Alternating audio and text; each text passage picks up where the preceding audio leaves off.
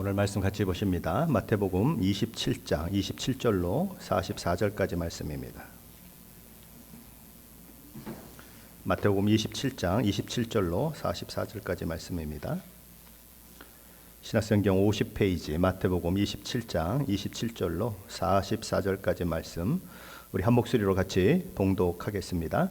이에 총독의 군병들이 예수를 데리고 관정 안으로 들어가서 온 군대를 그에게로 모으고 그의 옷을 벗기고 홍포를 입히며 과시관을 엮어 그 머리에 씌우고 갈대를 그 오른손에 들리고 그 앞에서 무릎을 꿇고 희롱하여 이르되 유대인의 왕이여 평안할지어다 하며 그에게 침 뱉고 갈대를 빼앗아 그의 머리를 치더라. 희롱을 다 한 후 홍포를 벗기고 도로 그의 옷을 입혀 십자가에 못 박으려고 끌고 나가니라. 나가다가 시몬이란 구레네 사람을 만나매 그에게 예수의 십자가를 억지로 지워 가게 하였더라. 골고다 즉 해골의 곳이라는 곳에 이르러 쓸개탄 포도주를 예수께 주어 마시게 하려 하였더니 예수께서 맛보시고 마시고자 하지 아니하시더라. 그들이 예수를 십자가에 못 박은 후에 그 옷을 제비 뽑아 나누고 거기 앉아 지키더라. 그 머리 위에 있는 이는 유대인의 왕 예수라 쓴 죄패를 붙였더라. 이때에 예수와 함께 강도 둘이 십자가에 못 박히니 하나는 우편에 하나는 좌편에 있더라. 지나가는 자들은 자기 머리를 흔들며 예수를 모욕하여 이르되 성전을 헐고 사흘에 짓는 자여 내가 만일 하나님의 아들이여든 자기를 구원하고 십자가에서 내려오라 하며 그와 같이 대제사장들도 서기관들과 장로들과 함께 희롱하여 이르되 그가 남은 구원하였으되 자기는 구원할 수 없도다. 그가 이스라엘의 왕이로다. 지금 십자가에서 내려올지어다. 그리하면 우리가 믿겠노라. 그가 하나님을 신뢰하니 하나님이 원하시면 이제 그를 구원하실지라. 그의 말이 나는 하나님의 아들이라 하였도다 하며 함께 십자가에 못 박힌 강도들도 이와 같이 욕하더라. 아멘. 밤새도록 사내들인 공회의 대제사장들과 장로들에게 신문을 받으셨던 우리 주님, 그리고 빌라도의 법정에서 신문을 받으시고 납덩어리와 짐승의 뼈가 달린 채찍에 맞아서 살이 찢기고 피투성이가 되신 예수님은 십자가에 못 박히도록 넘겨집니다. 예수님은 그때부터 십자가에서 완전히 돌아가시기까지 네 부류의 사람들로부터 말할 수 없는 조롱과 수모를 당하시게 됩니다. 첫 번째 부류는 로마 군인들입니다. 총독의 사형 언도가 내려지자 총독소하에 있는 로마 군인들은 예수님을 관정 안으로 끌고 들어가 조롱거리로 만들어 버립니다. 마치 심심하던 차에 놀잇감을 만난 듯 예수님을 희롱합니다. 28절 30절 말씀이 그걸 얘기하죠. 그의 옷을 벗기고 홍포를 입히며 가시관을 엮어 그 머리에 씌우고 갈대를 그 오른손에 들리고 그 앞에서 무릎을 꿇고 희롱하여 이르되 유대인의 왕이여 평안할지어다 하며 그에게 침 뱉고 갈대를 빼앗아 그의 머리를 치더라. 그들은 예수님이 입고 있던 옷을 벗기고 홍포를 입히고 가시나무를 가지고 가시관을 만들어 예수님의 머리에 씌웁니다. 그리고 오른손에는 갈대를 들게 만들죠. 홍포라고 하는 것은 로마 군인들이 이렇게 망토처럼 입고 다니는 그런 것을 말합니다. 붉은색 망토죠. 그리고 가시나무로 만든 이 가시관은 당시 사용되었던 동전에 티베리우스 로마 황제의 초상화가 있습니다. 그가 왕관을 쓰고 있는 모습을 하고 있는데 그 왕관을 쓰고 있는 그 모습을 예수님께 흉내내기 위해서 가시관을 씌운 것입니다. 그리고 그들은 예수님의 손에 갈대를 쥐어줬습니다. 로마 황제의 손에 들린 그 통치자의 규 통치자의 규를 흉내낸 것입니다. 팔레스타인의 갈대는 우리가 생각하는 갈대와 다른 것입니다. 그 갈대는 저희가 생각할 때는 우리 갈대가 아니고 그냥 대나무 정도로 수준으로 생각하시면 됩니다. 그만큼 굵고 단단한 것입니다. 로마 군인들은 그렇게 예수님을 로마 황제를 연상케 하는 모습으로 이렇게 분장을 하게 만들고 그 앞에 무릎을 꿇고 마치 황제에게 절을 하듯이 신용하면서 유대인의 왕이여 평안할지어다. 그러며 예수님을 희롱하는 것입니다. 여기 희롱하다라고 하는 이 말은 어린아이 취급하다, 어린아이를 대하듯 깔보다라고 하는 뜻을 가지고 있습니다. 마치 어린애를 가지고 놀듯이 그렇게 희롱했다는 것이죠. 그리고 그들은 예수님의 얼굴에 침을 뱉고 대나무 두께의 갈대를 들어가지고 가시 면류관을 쓰고 있는 예수님의 머리를 때리기도 합니다. 머리에 쓰신 예수님의 그 가시관이 머릿속으로 파고들도록 그렇게 장난을 치는 거죠. 그야말로 예수님은 로마 군인들의 놀잇감이었습니다. 로마 병정들은 예수님을 로마 황제와 비슷한 모양으로 꾸며놓고 아무것도 아닌 주제의 유대인의 왕이라고 하고 감히 로마 황제에게 도전하는 무모함을 보였느냐며 조롱하고 놀잇감을 가지고 놀듯 노는 것이지요. 예수님은 왜 이런 고통을 당하셨을까요? 700여 년 전에 예수님의 고난을 예언했던 이사야 선지자는 이사야서 53장 4절로 5절에서 이렇게 말씀합니다. 그는 실로 우리의 질고를 지고 우리의 슬픔을 당하였거늘 우리는 생각하기를 그는 징벌을 받아 하나님께 맞으며 고난을 당한다 하였노라. 그가 찔림은 우리의 허물 때문이요 그가 상함은 우리의 죄악 때문이라. 그가 징계를 받음으로 우리는 평화를 누리고 그가 채찍에 맞음으로 우리는 나음을 받았도다. 예수님의 모든 고난은 우리를 위한 것입니다. 죄의 허물로 죽은 우리를 살리기 위함이요 죄의 결과로 영원한 멸망에 처할 저와 여러분을 구원하기 위함이요 우리가 당해야 할 하나님의 모든 진노를 대신 지시기 위함이요 우리의 아픔, 우리의 고통, 우리의 슬픔을 대신 지시기 위함입니다. 그러나 사람들은 생각하기를 예수님은 자기 죄 때문에 징계를 받으며 자기 죄 때문에 고난을 당한다고 생각하는 것입니다. 지금 예수님을 희롱하고 있는 자들도 바로 그런 모습이죠. 사실 죄로 말미암아 채찍에 맞아야 하는 자들은 저와 여러분입니다.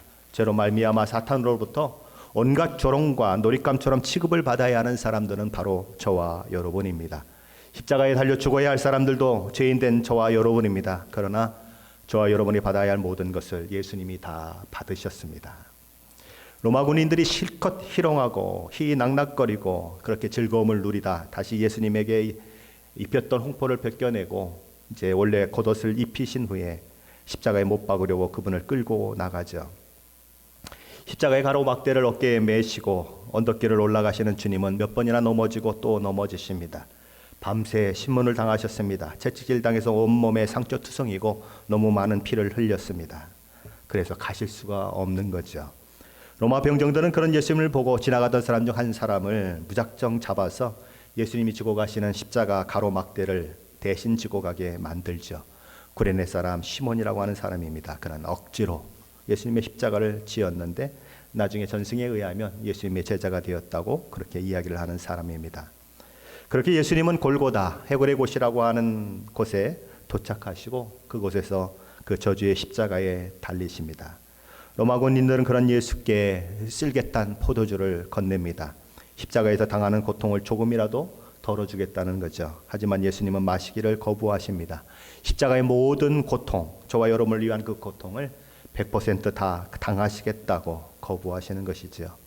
로마 군인들은 사형당하는 예수님의 겉옷을 찢어 나누고 속옷을 누가 차지할 것을 결정하기 위해서 제비를 뽑습니다. 시편 22편 18절에 보면 내 겉옷을 나누며 속옷을 제비 뽑나이다 라고 하는 말씀이 있습니다. 예수님이 오시기 천여 년 전에 예언됐던 말씀이죠.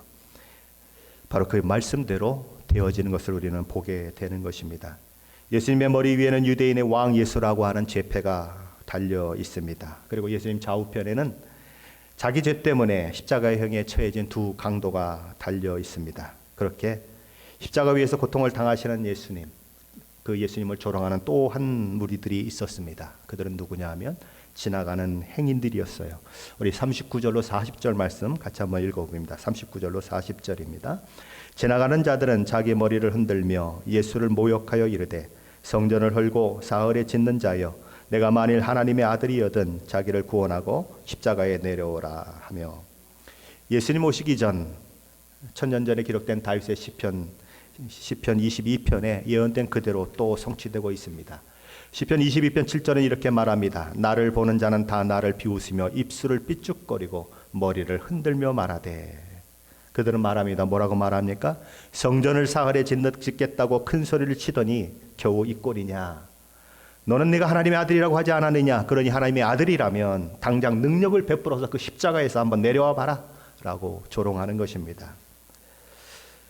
예수님이 십자가에 달려 계실 때 죽음을 향해 점점 다가가고 계실 때 예수님을 조롱했던 세 번째 부류가 있습니다. 대제사장과 서기관들입니다. 그리고 장로들입니다. 42절 43절 말씀입니다. 다시 한번 같이 읽습니다. 42절 43절입니다.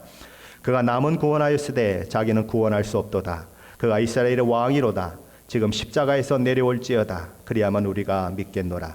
그가 하나님을 신뢰하니 하나님이 원하시면 이제 그를 구원하실지라. 그의 말이 나는 하나님의 아들이라 하였도다 하며, 그들은 말하는 것입니다. 자기 하나도 구원하지 못하는 주제에 누굴 구원한다고 야단법석을 떨었느냐고. 십자가에서 지금 당장 내려와서 너를 구원한다면 우리가 너를 믿어주겠다고 그들은 말하는 것입니다. 내가 하나님을 의뢰하고 있으니 하나님이 너를 구원하실지도 모를 것이다. 내가 자칭 하나님의 아들이라고 하였으니 당연히 하나님은 너를 구원하실지 않겠느냐라고 그들은 비우는 것입니다.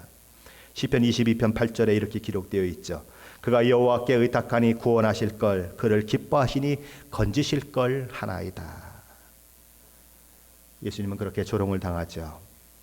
예수님을 조롱했던 네 번째 부류가 또 나옵니다. 예수님의 좌우에 달린 살인 강도들이었습니다. 그들은 예수님을 향해 욕을 퍼부었죠. 물론 나중에 한 강도는 회개하는 그런 일들을 보이지만 처음에는 그렇게 좌우에 달렸던 살인 강도들이 그렇게 예수님을 욕하는 모습을 보게 되는 것입니다. 예수님을 대신